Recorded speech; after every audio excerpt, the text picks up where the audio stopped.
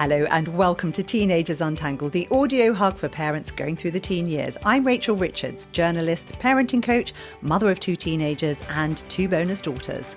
Hi there, I'm Susie Asley, mindfulness coach, mindful therapist and musician, and mother of 3 teenagers. 2 of them are twins.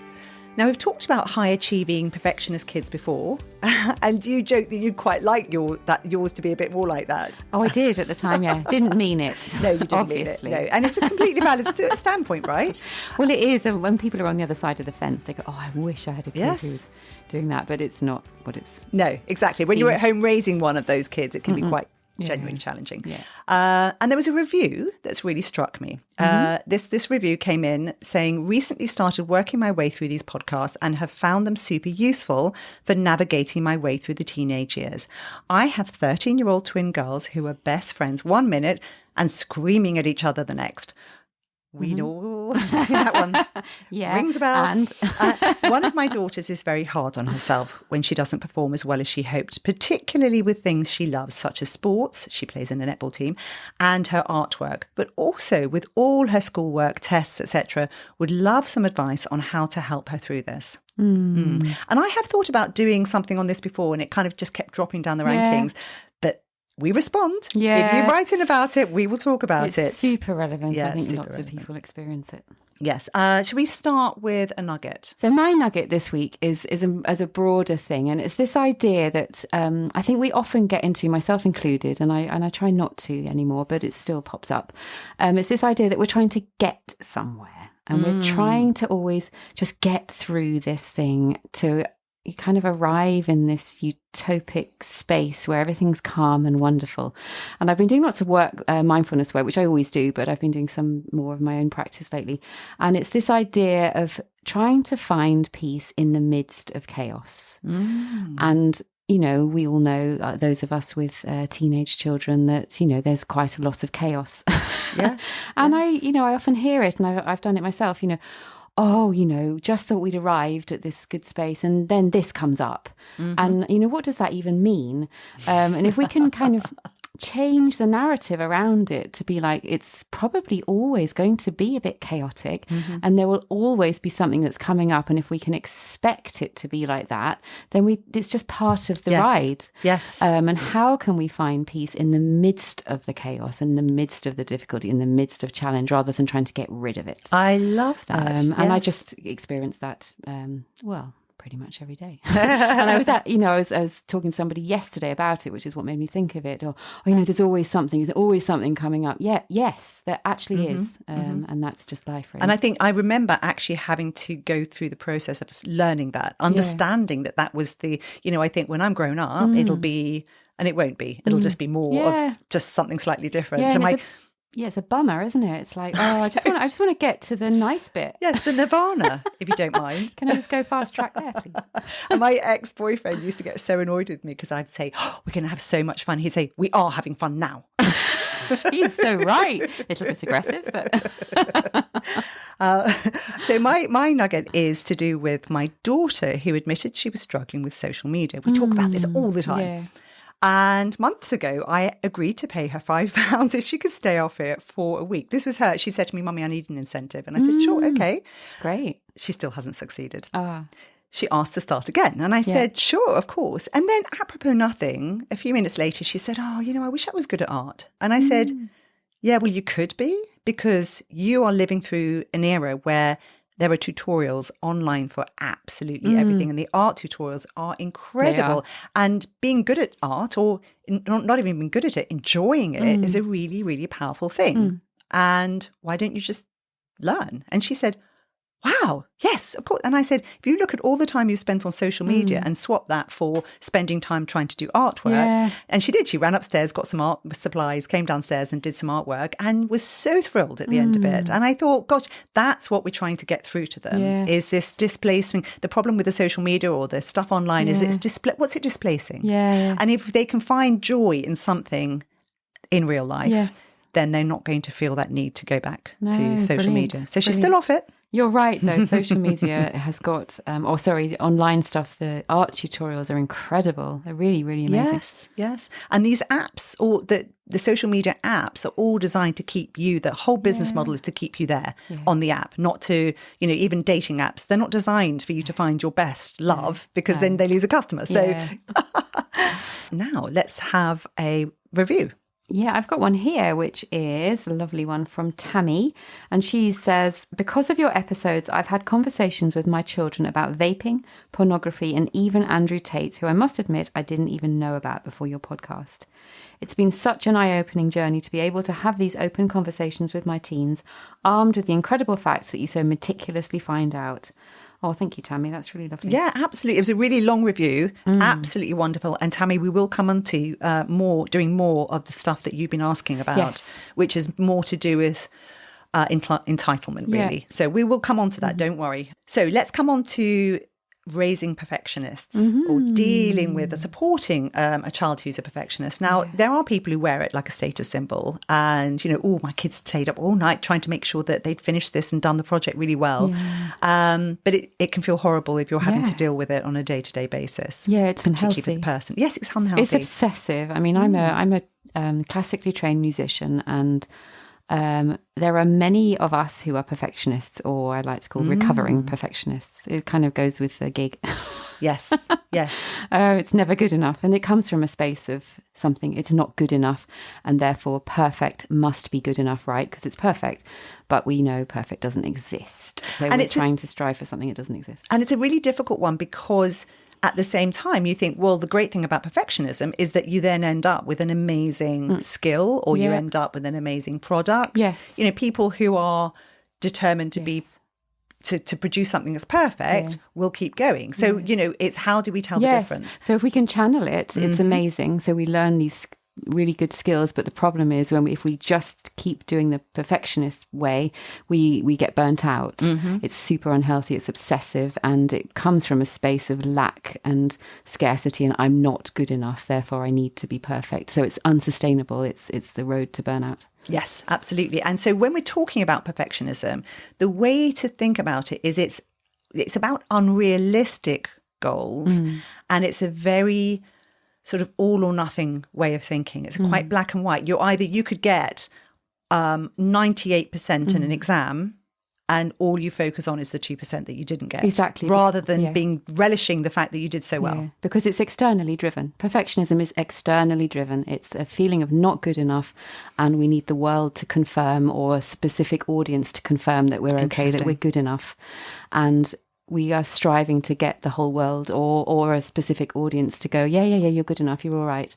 And we can never really get that. It never really feels, okay, maybe in this project that they thought I was good enough, but what about the next? What about the next? Yes. And the way out of perfectionism is to go inside and feel good enough in yourself. And once you go, okay, I'm good enough, I know this is enough, and what I'm doing is good enough, then you don't need to be perfect. You don't need the external validation, that continual confirmation, which is unachievable. Unachievable. And I love what you said about the sort of audience, because the audience in terms of perfectionism can be different. So it can be other oriented, which means that you set unrealistic standards for other people.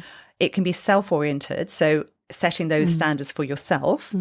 It can also be socially prescribed. So you get the sense that the society is expecting things of you that perhaps are unattainable, like being the perfect parent, that's which really is not interesting. possible. Yeah, that's really interesting. And I think they can overlap. So yes. I think when we have high expectations of ourselves, then we project them onto other people. 100%. And I've seen that. 100%. And I notice that people who are very judgmental, often they are people who set very high standards for themselves. And so it's hard on them too. Yeah, so the antidote to that is self-compassion. And the more self-compassion we can build up and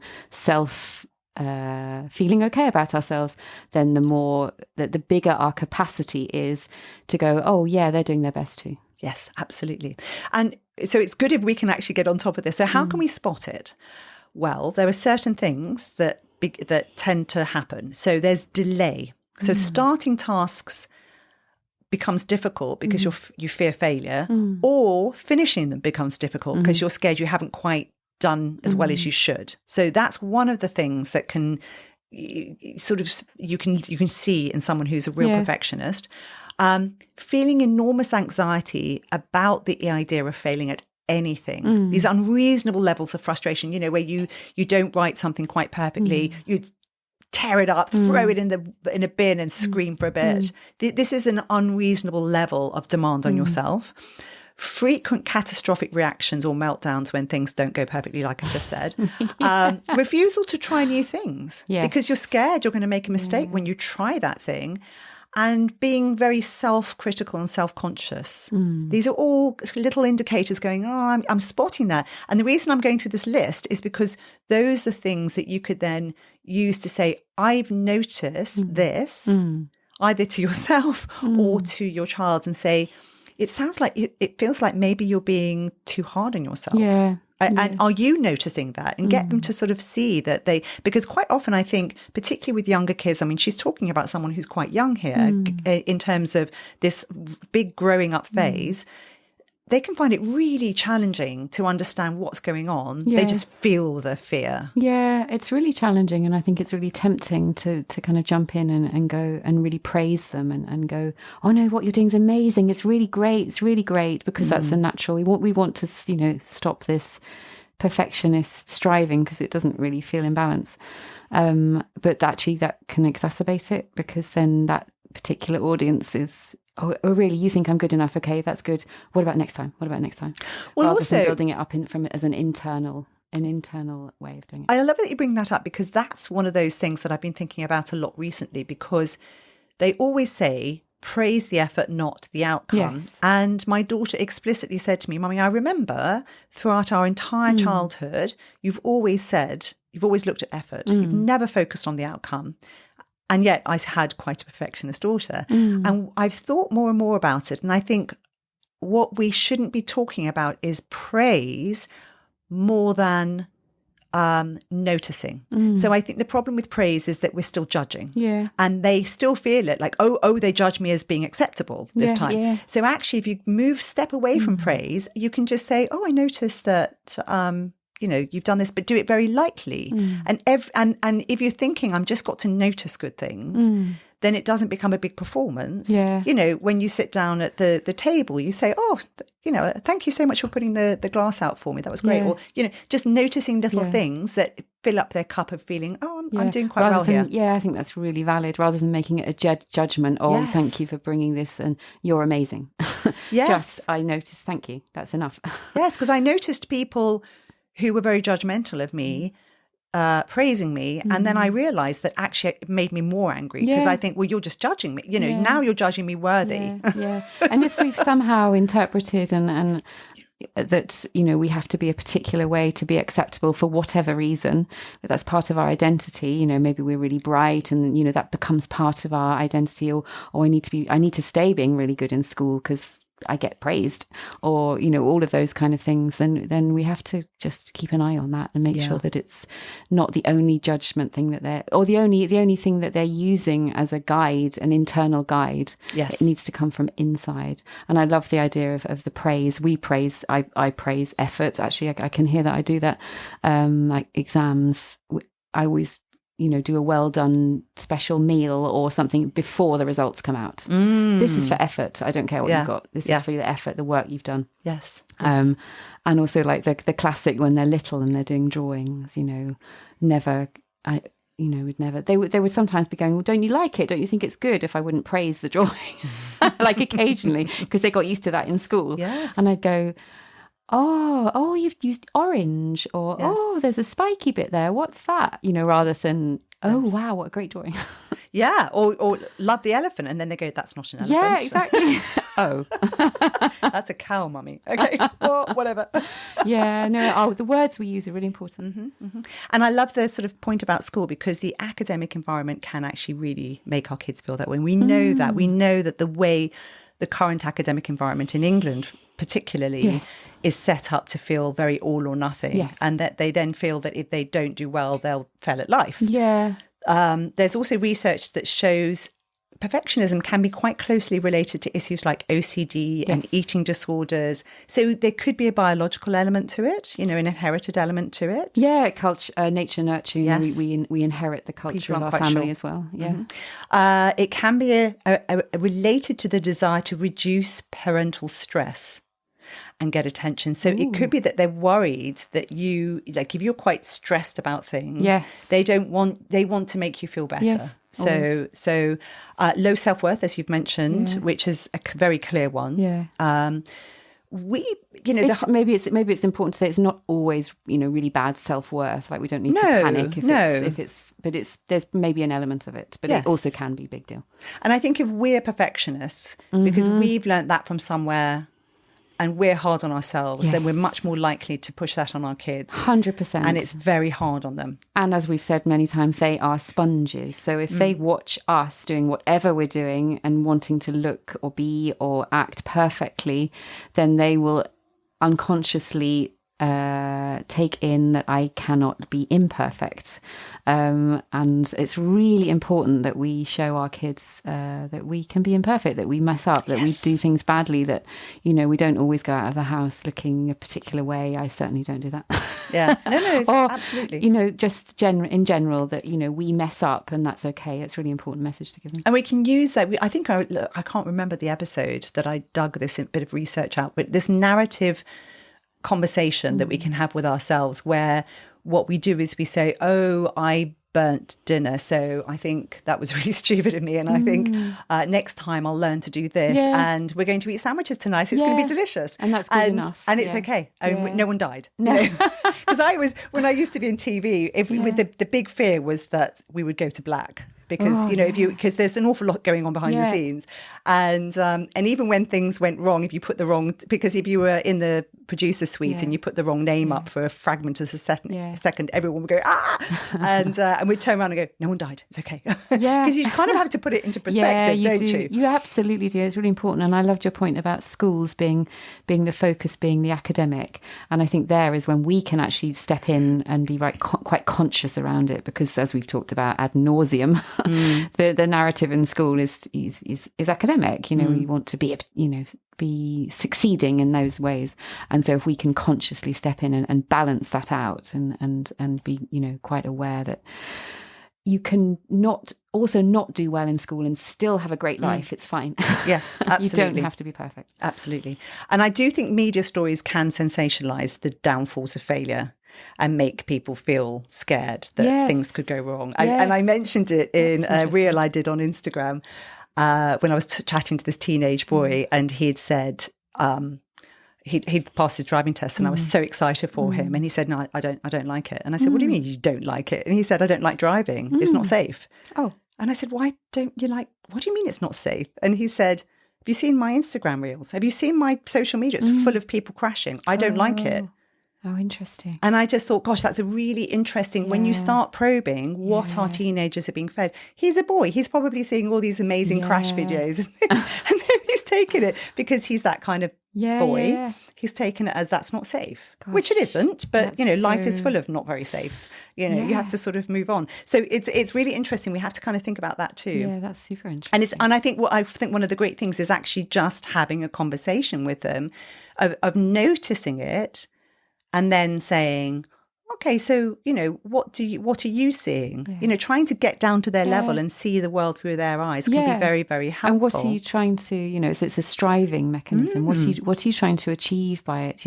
What would it be like if, when is good enough for you? What would it look like if it's good enough? And because I think that's the antidote. One of the antidotes to perfectionism is really accepting, okay, this is good enough, and I'm putting it down now because it's finished, and it will never be perfect because that doesn't exist. And I think for any kids who are sort of maybe in the music world or the sporting world, and maybe they do or other activities that kind of where you're striving to reach a certain level, which is really amazing and exciting and challenging, but can tip over into this perfectionist.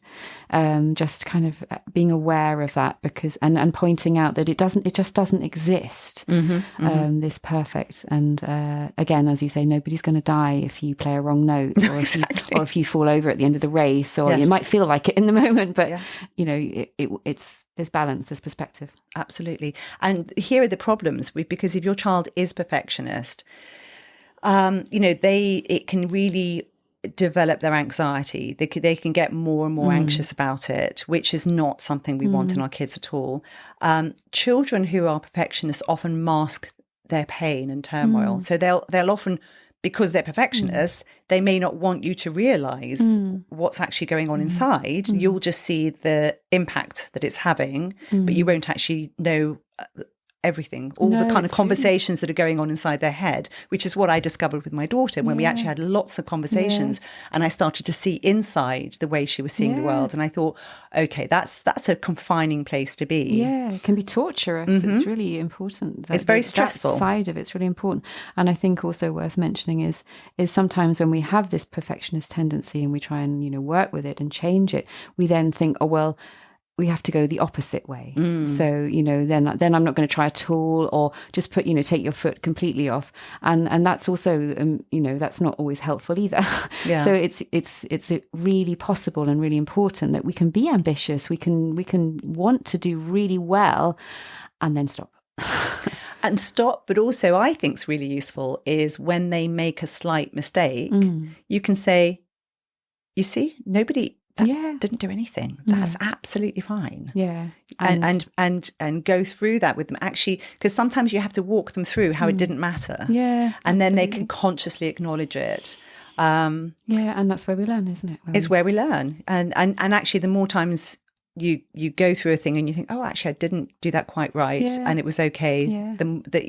It's about building this resilience, isn't it? And the resilience won't happen immediately. You have to acknowledge it and then start building it piece by piece. And what do you think about it? How do you feel about this piece of work or this thing you've done, not what everyone else thinks? So start off with step one. Just say, I'm noticing that you seem to get very frustrated if things aren't quite perfect. Is that how you're feeling? Try and talk to them about it and say, help them to understand that perfectionism does exist and it's being overly critical, and that it's hard on them, and that you'd rather they felt more supported. Teach positive statements. And that narrative conversation, when something happens, just say, oh, nobody's perfect. Oh, I can only do my best. Talking out loud when you make little mistakes, so they notice that actually the big people around them who seemingly successful are still managing you when they make mistakes. Yeah. And are making mistakes. And perfectionist children do tend to catastrophize. So using my daughter, who's quite perfectionist, actually has started regularly using this mantra, which is, I don't know where it came from. I'm sure it was something like a basketball player, but you miss 100% of the shots you don't take. Yes. And that gets, because her problem is she would sometimes not do things because she was scared that she'd fail, shame herself, or she'd fail. Wouldn't, and she now will have a go at. She's just learned to have a go at everything. Have a go at it, amazing. And it's okay if you don't win. I think sometimes and I'm putting my hands up, and we're on audio, putting my hands up next to each other, that we have perfect. So if we're on a long spectrum, now I've moved my hands away from each other, and then we put the thing next to each other. So we have perfect right next door to absolutely dreadful. And we think if we're not perfect, then we're absolutely dreadful. Exactly, black and white thinking. If we can move the hands apart, that, there's a million shades of grey in between, and which one do you want to pick today? Spot on. It's the grey thinking. We need to get them used to thinking that life can be lots of grey, lots of subtleties to life. So one of the problems we talked about was that they find it hard to start tasks sometimes or to finish them. So one thing you can do is you can say, let's say they've got a task coming up. You can say, let's break it down. Let's break it down so you can start it. or let's break it down so you know where you're finished. Yes. All right. And help them finish it. That's brilliant. Say, I think that's enough. Yeah. Yeah. When is it finished? That's really good advice. And because I think we often misunderstand the not being able to get started thing, that they can't be asked, that they're just being lazy, you know, all sorts of different stories we tell that they can't get started. And it's overwhelming, or, you know, it's not going to be good enough. All the other things that you've talked about, it's worth just unpicking that. Yeah. And it's no point doing it because I can't do it perfectly. Yeah. Well, actually, no. And talking about, once again, it's this growth mindset that we've talked about a lot. Understanding that the journey is really worthwhile, regardless of what the outcome is. And knowing that once you get started, you can actually try and enjoy that journey rather than worrying about whether the outcome's going to be perfect. So it's trying to focus their mind once again, you know, listen to our pieces on, you know, how to help a child who's struggling in education and things, because we've talked about growth mindset a few times. And it's so important. So important. I mean, mine are revising at the moment. You've got one revising, and we had this conversation yesterday. One of them was like, "Oh, I'm never going to finish this subject. I'm never going to get through the whole content." And it was like, well, you know, maybe not. But actually, what you've done, you know, that doesn't mean what you've done is worthless. That's really valuable. What you've done, and wherever you get to is of value. It's not either or. Yes. And actually, what I found really useful with my daughter is when she's been studying something, first of all, take her phone away completely. But secondly, when she comes back into the room, I'll say, hey, what have you been learning? Teach me something. And then genuinely being interested in what she's learned helps her to recall it and have to reiterate it. Really but also then she goes, oh, actually, that was quite interesting. Yeah. And somehow, and it doesn't matter that she's perfect or not perfect. I go, God, I didn't know that. Yeah, that's a great idea. I'm going to use that. Yeah, I use it a lot, and they both love it. And quite frankly, I need it. Let's not do physics. Moving on. I hand that one over to my husband. Help your teenager identify what they can actually control and what they can't. Because again, quite often, you know, these are all skills and we slowly learn it and we don't notice that we've learned it, but actually realizing that, you know, this thing I can do something about. Yes. This thing is nothing that I can do and it's not in my control. So I need to let that one go. Yeah, specifying that's a great idea. Yes, and actually my daughter who struggled with OCD, when we went, I bought a book and we went every day. We talked through the program. Every day we talked about it. And basically it was mental junk that she was fixating on. And she said, I've learned that we've all got mental junk in our heads. Yeah. It's just stuff. And I've learned that I can decide what to shine a light on and what to let go. And this is not something that's easy for some people. And then they'll fixate on something. So it's actually teaching them that you actually have the power to choose what you spend your time thinking about. Absolutely. It took me 10 years of mindfulness practice to learn that. Well done. Well, ours was a book off Amazon. Damn it. And also, be very clear with your teen that you don't want them to spare you from their feelings. Because again, a perfectionist child may not want, because they may be worried that about how you might react or you might judge them too harshly, or you sort of need to be able to say, don't spare me. It's okay. I'm still going to love you. Because it's this the attachment theory which I've been reading a lot about, where it's the most important thing is that they feel loved regardless of what they do or achieve. It's all about just feeling accepted for who they are. Seen and heard and understood for who they are in that particular moment. Yes. Yeah, and that's really important as well, because perfectionism isn't about the thing they're doing ever. It's about the feelings behind the thing they're doing always. So giving those feelings space and acceptance is super key. Yeah. And defining success and recognizing realistic heroes. Because that's the thing, you know, coming back to the all or nothingness about school. And you think, oh, well, if you don't get this exam result, then you might as well just crawl into a hole. Yeah. And actually, one of the things that's happened recently is I've had the chance to get my daughter into an office just to see what it was like. And it was a complete revelation for her. I talked about it in the last episode. But what's really interesting is they need to see other people doing things in a sort of successful way that are not connected to exam results. And actually, if you can be very specific, again, these types of children need these things pointed out. So you can say, look at isn't it amazing that person dug up that road and they've covered it and you can't see where the repair is? Rarely. But, if you look at people, the people who come and fix the phone lines and they're up on those masts and they're doing all this amazing jobs, and you can say, wow, I would find that really, really hard to do. But those people seem to do it without a thought. Yes. So you can point out other people succeeding in life and being good at things which are nothing to do with being perfect. Yeah, there's no one way to do everything. Yes. Yeah. And when things go wrong, again, when my kids do things wrong, I've learned to just say, oh, you haven't mastered that skill yet. You haven't got that. Rather than, oh, for God's sake, I've told you about this before. Yeah, why haven't you got that yet? You say, don't worry, you'll get there. It's not a problem, you'll get there. Just try this time, try this, right? Yeah, and we have to be careful of ourselves when we mess up stuff, the words that come out of our mouth when we mess up. I know that I'm guilty of that, or have definitely been, that we pick our words and we talk kindly to ourselves. Yes. At least out of earshot. Do the swearing and the cursing about ourselves. Yes, absolutely. The whole thing, be careful what you say about yourself because you're listening. And your kids are listening too. Your kids are listening and they're picking it all up. So compassion. Yes, all of that. So I think that's pretty much covered it. Yeah. I put a PDF link in the podcast notes to a piece that's written by anxietycanada.com, which I thought was really useful. And a lot of the information I got for this in terms of the ways to deal with it came from Amy Morin, the speaker who made The Secret to Becoming Mentally Strong.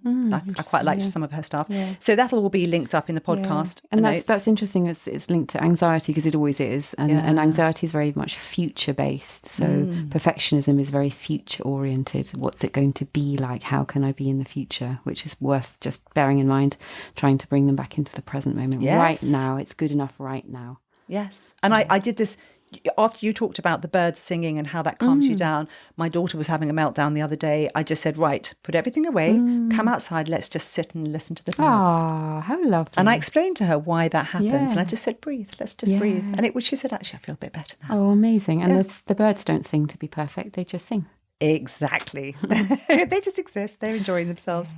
Do you think this episode's good enough? I think it's probably a 72%. That'll do. That's enough. That's good enough. Yep, that's it. If you don't like it, guys, we don't really. We're good. We're good with it. We're again. fine. Yeah, that's it.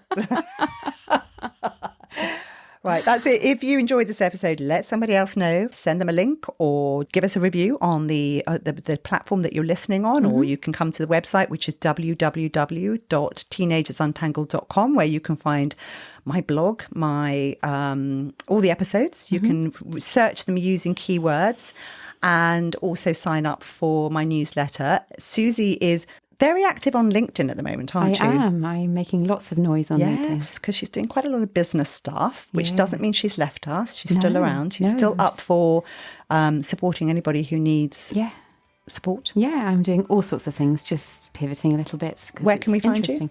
You can find all my links and everything on my website, which is www.amindful-life.co.uk. Brilliant. Yes. And just lastly, with perfectionism, just think that an important thing is that, we relate so much more to people who mess up. 100%. And just telling our kids that, and they'll relate to that. People as like well. you more. You know, you're relatable. Nobody, you can't relate to anyone who's perfect. And they'll understand from social media, because the perfect ones, we go, oh, they're not like us. I don't really like them. I mean, you strive to be a bit more like the perfect people, but you don't like them particularly. No, and then someone messes up and you go, I like them now. Yeah, yeah. And also the same thing particularly with girl relationships. Girls tend to start liking you more once they've seen that you're vulnerable in some way. If you don't show your vulnerability, there's not really anything to build on, is there? No, you're untouchable. Yeah. Good pep. I like that point. You're welcome. All right. That's it for this week. Goodbye for now.